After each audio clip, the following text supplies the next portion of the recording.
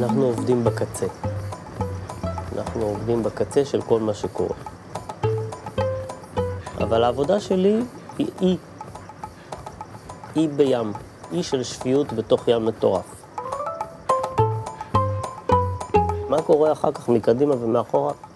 אני לא שואל את עצמי שאלות. כי הוא מאפשר לי לעבוד באופן חופשי ותמיד להגיע לאותה תוצאה.